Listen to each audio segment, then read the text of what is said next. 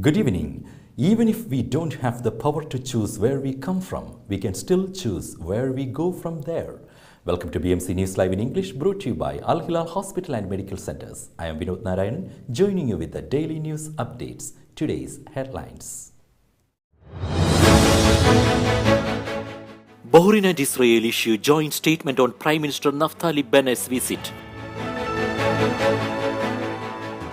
LMRA conducted inspection campaign in Muharraq Governorate. His Highness Sheikh Nasser launches new program for Bahraini youth. Bahrain and Saudi launch health e-passport for smooth causeway travel. Abu Dhabi updates green list of countries for inbound travel. News in detail. Bahrain-Israel issue joint statement on Prime Minister Naftali Bennett's visit. Prime Minister Naftali Bennett has yesterday undertaken the first ever official state visit by an Israeli Prime Minister to the Kingdom of Bahrain. Prime Minister Bennett was received by His Majesty King Hamad bin Isa Al Khalifa and His Royal Highness Prince Salman bin Hamad Al Khalifa, the Crown Prince, Deputy Supreme Commander and Prime Minister. Prime Minister Bennett also met with several Bahraini government officials during his visit. The historic visit followed the signing of an agreement in September 2020 under the Abraham Accords Declaration that established relations between the State of Israel and the Kingdom of Bahrain. The agreement, facilitated by the United States of America, demonstrated progressive and responsible leadership of both countries to solidify regional peace, security and stability. Prime Minister Bennett expressed his appreciation to His Majesty King Hamad and His Royal Highness Prince Salman, the Crown Prince, Deputy Supreme Commander and Prime Minister for their leadership prior to and since the signing of the Accords. He also praised Bahrain's long-standing commitment to interfaith tolerance and promotion of peaceful coexistence, which laid the foundation for establishing relations between the two countries. The Prime Minister of the State of Israel, Naftali Bennett, and his accompanying delegation departed the Kingdom of Bahrain today after a two-day visit. Foreign Minister Dr. Abdul Latif bin Rashid Al Zayani stated that the historic first visit by an Israeli Prime Minister is a further milestone in the ties between the two countries and will further deepen and strengthen cooperation while advancing the shared goals of security, stability and prosperity for the people and the wider region. He told that the Israeli Prime Minister invited His Royal Highness the Crown Prince and Prime Minister to visit the State of Israel, an invitation which was accepted with the visit anticipated to take place in the near future. LMRA conducted inspection campaign in Muharraq Governorate. The Labour Market Regulatory Authority conducted an inspection campaign in Muharraq Governorate in cooperation with the Nationality Passports and Residence Affairs and Muharraq Governorate Directorate that included many governorate work sites. The campaign resulted in the arrest of several violations related to the provisions of LMRA law and the residence law in Bahrain and arrest of many workers violating regulations and laws. Legal actions were taken against them. The authority pointed out that this campaign comes in cooperation with Interior Ministry and relevant government entities to develop the work environment and address all practices that would affect the competitiveness, justice and flexibility of the labour market, in addition to their negative effects on social security. National Communications Center signed Memorandum of Understanding with I-24 News. The National Communications Center CEO, His Excellency Mr. Yusuf Muhammad Al Bingalhali, signed a Memorandum of Understanding with the CEO of I-24 News, Mr. Frank Mellaur, on the sidelines of the visit of the Israeli Prime Minister, His Excellency Mr. Naftali Bennett, to the Kingdom of Bahrain. Al Bingalil affirmed that the Memorandum of Understanding comes as part of the National Communications Center's priorities to enhance ties with the various media organizations in support of national communications strategies. The NCC CEO highlighted the expertise of the I-24 News, explaining that the Memorandum of Understanding will enhance the cooperation between the NCC and I-24 News in the exchange of news and media content as well as broadcast technology. His Highness Sheikh Nasser launched new program for Bahraini youth. National Security Advisor and Royal Guard Commander Major General His Highness Sheikh Nasser bin Hamad Al Khalifa has asserted that the support of Bahraini youth stems from His Majesty King Hamad bin Isa Al Khalifa. His Highness Sheikh Nasser indicated His Majesty the King has always given directives to create platforms and challenges that provide opportunities to Bahraini youth to showcase their high potentials in various fields. This came as His Highness Sheikh Nasser gives directives to launch the Qadaha program, which will focus on highlighting Bahraini youth's capabilities in endurance and strength. The organizing committee announced that physically fit civilians who are 18 or above can participate in the first edition of the program. The panel also unveiled that the winner will receive BD 10,000, while the second and third will get BD 5,000 and BD 3,000 respectively.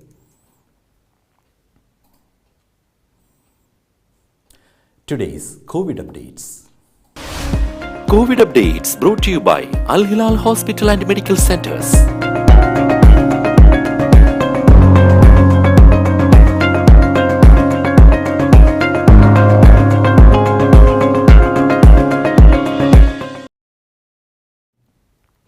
Bahrain and Saudi launched Health e-Passport for smooth causeway travel. Saudi Arabia and Bahrain have launched a health e-passport for travel between the two countries. The Saudi cabinet approved the Memorandum of Understanding between the Saudi Authority for Data and Artificial Intelligence and Bahrain's Information and E-Government Authority to activate the electronic document. It will help verify and match traveler information across the King Fahd Causeway for citizens and residents of Saudi Arabia and Bahrain for COVID-19 health requirements. SDAIA aims to improve the health e-passport to the point that it can be acknowledged as an official document worldwide. Now we will be back after a very short break. All your favorite products under one roof in Bahrain at 27-year-old Megamart and Macromart. Bakery,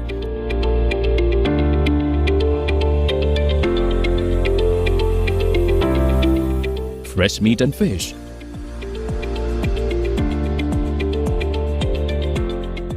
fruits and vegetables,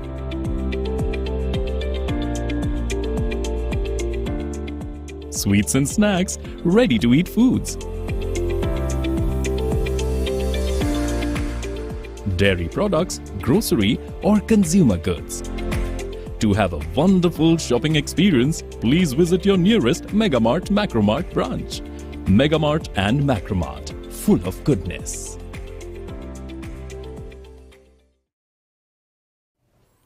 Welcome back. Abu Dhabi updates green list of countries for inbound travel. Authorities in Abu Dhabi have updated the green list of countries for inbound travel into UAE capital. Travelers to Abu Dhabi from green list countries do not need to quarantine. COVID vaccinated ones must take PCR tests on arrival at Abu Dhabi airport and on day 6 of their stay.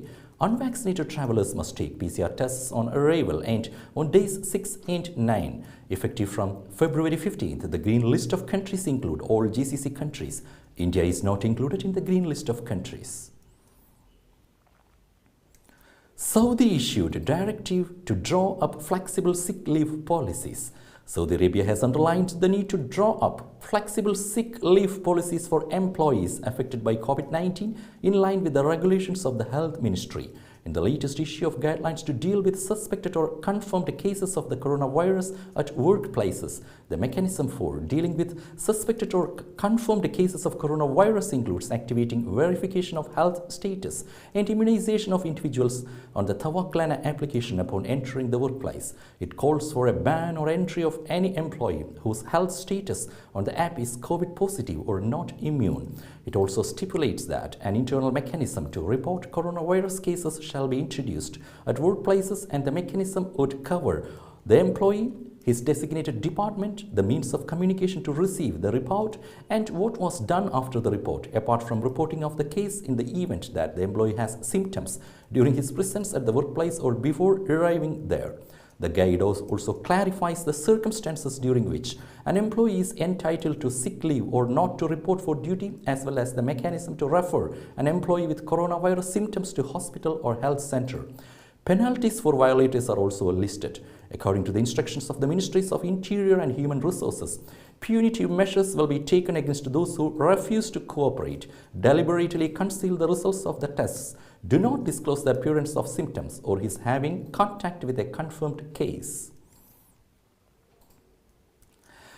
Weather fluctuations likely in Saudi from Friday. The National Center for Meteorology anticipates weather fluctuations in most regions of Saudi Arabia starting Friday. NCM forecasts strong winds, dust storms, heavy rain, and changing temperatures from Friday. It said an elaborate weather report will be released soon. Egypt lengthening two-way portion of Suez Canal by 10 kilometers.